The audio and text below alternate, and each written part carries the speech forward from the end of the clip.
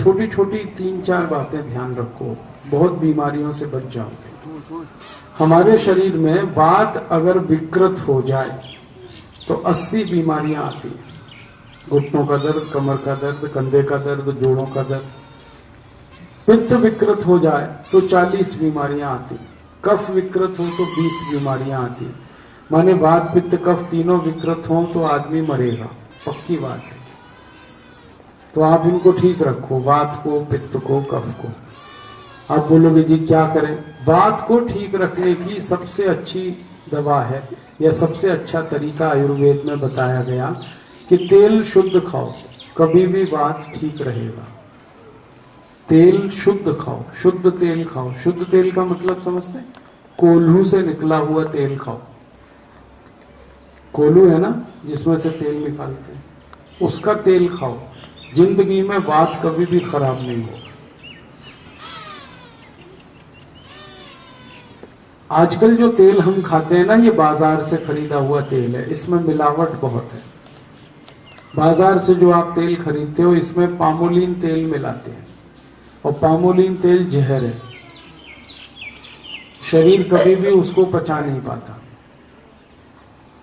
और भारत सरकार सारे तेलों में पामोलिन तेल मिलवा के ही बेचती है, बिकवाती है। सरकार ने नियम बना रखा है कि बिना मिलावट के तेल ही नहीं बेचा जाएगा तेल। तो जो भी बाजार से तेल लाओगे उसमें मिलावट है। वो मिलावट वाला तेल कभी हजम नहीं होगा, वो फिर कोलेस्ट्रॉल बढ़ाता है। कोलेस्ट्रॉल बढ़ेगा तो फिर 80 रोग तो आने ही वाले। इसलिए तेल शुद्ध खाओ तो सारी बीमारी वात की खत्म हो जाती। अब आप बोलोगे शुद्ध तेल कहां से लाएंगे? यहीं इसी गांव में मिलेगा।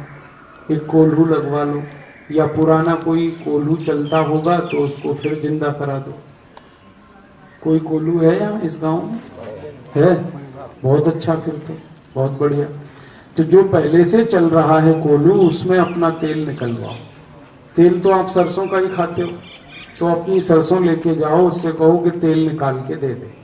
ये तेल खाओ एकदम शुद्ध, इससे वात के रोग आपके सब खत्म हो जाएंगे। आयुर्वेद कहता है कि वात के सारे रोग खत्म करने का सबसे आसान तरीका है तेल शुद्ध खाते रहो जीवन भर। तो ना घुटने दुखेंगे, ना कमर दुखेगी, ना कंधा दुखेगा, ना जोड़ों में दर्द आएगा, ना कोलेस्ट्रॉल बढ़ेगा, ना बीपी बढ़ेगा, ना हार्ट अटैक आएगा, ना ब्रेन हेमरेज होगा, ना पैरालिसिस होगा। 80 बीमारियों से आप बच गए। देखो कितना आसान उपाय आयुर्वेद का। तेल शुद्ध खाओ। आज से ही आप ऐसी व्यवस्था करो कि शुद्ध तेल अपना कोल्हू का निकलवा के लाओ। दूसरा आयुर्वेद का नियम है कि घी गाय का खाओ, माने गाय का दूध, देशी गाय का दूध, उसका बना के दही, दही को बना के मक्खन, और उस मक्खन को करके गरम, ये जो घी बना ये शुद्ध खाते रहो तो पित्त का कभी भी कोई रोग नहीं आता। Acidity, hyper acidity, ulcer, peptic ulcer, पेट में तेजाब बनना, जलन होना, यूरिक एसिड बढ़ना, ये सब पित्त के बीमारियां हैं। ये सब खत्म हो जाती हैं अगर आप घी शुद्ध खाते हो, देशी गाय का घी। डालडा मत खाना कभी, सबसे खतरनाक है डालडा। ये भारत में जब से डालडा आया तभी से बीमारियां घुस गई घर घर।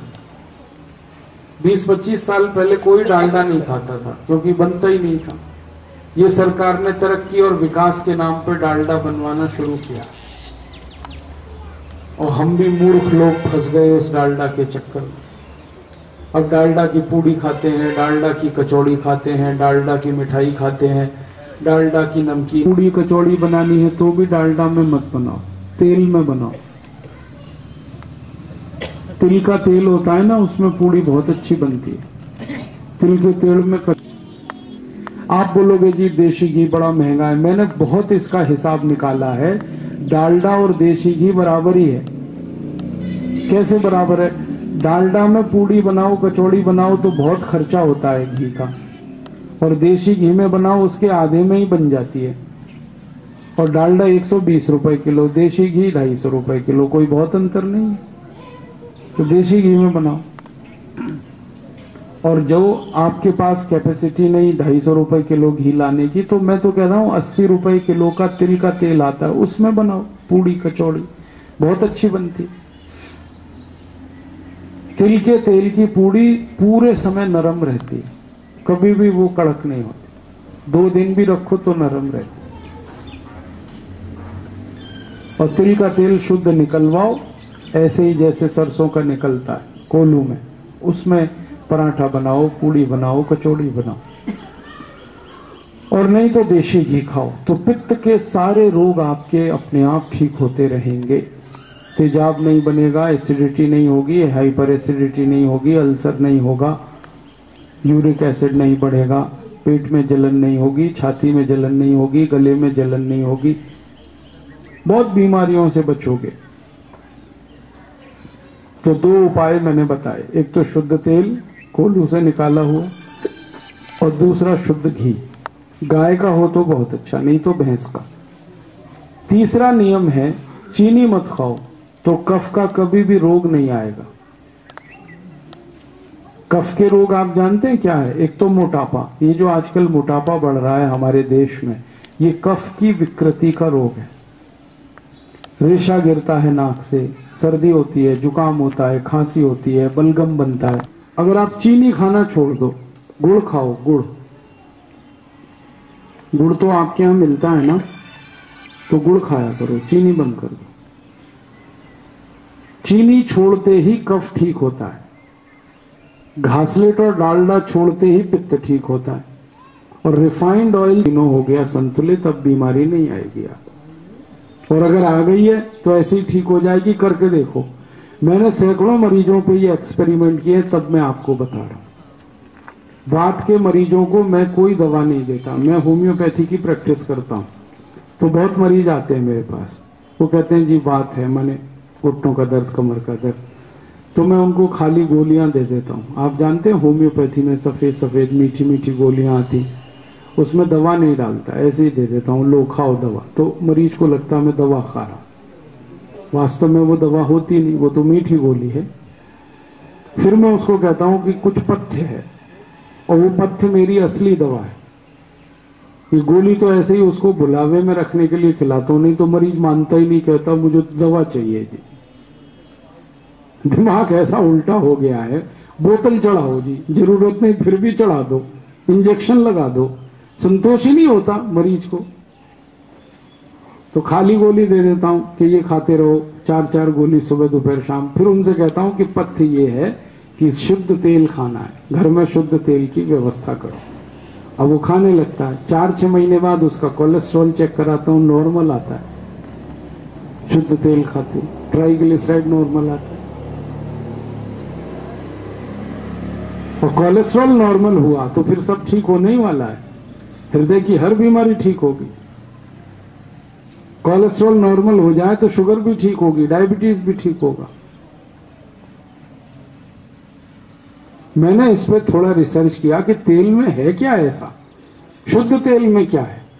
तो शुद्ध तेल की जो चिकनाई है उसमें प्रोटीन कंटेंट है, और ये मिलावट वाला तेल जब आता है ना तो उसकी चिकनाई कम हो जाती है, वो ही सारी गड़बड़ शुरू करता है। सैकड़ों मरीज ठीक हुए हैं मेरे, खाली मैंने उनको तेल शुद्ध करा दिया, इसी में ठीक हो जाते। तब से मैंने ये नियम बना लिया कि सबको बोलूंगा शुद्ध तेल खाओ। मैं 20 साल से शुद्ध तेल खाता हूं अपने घर में, और 20 साल में एक दिन भी कभी हॉस्पिटल में नहीं गया।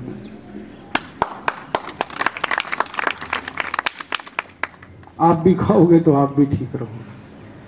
माताओं को बड़ी गलतफहमी है कि तेल शुद्ध है ना तो चिकनाई ज्यादा है, चिकनाई वाला ही तेल होता है, बिना चिकनाई का तो पानी है, वो तेल कहाँ है।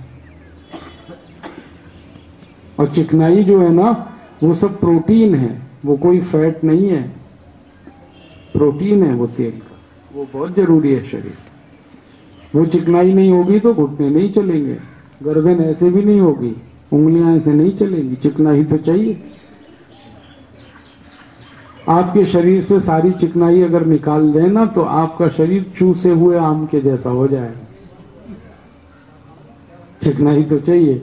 आपकी आंखों में ये जो चमक होती है, चेहरे पे जो चमक होती है, चेहरा लाल सुर्ख रहता है, ये सब चिकनाई का प्रताप है।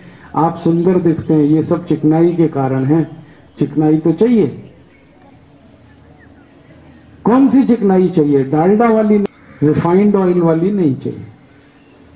तो अच्छा शुद्ध तेल खाते रहो, बहुत अच्छा। शुद्ध घी खाते रहो, गुड़ का दूध पियो, गुड़ से लस्सी पियो, गुड़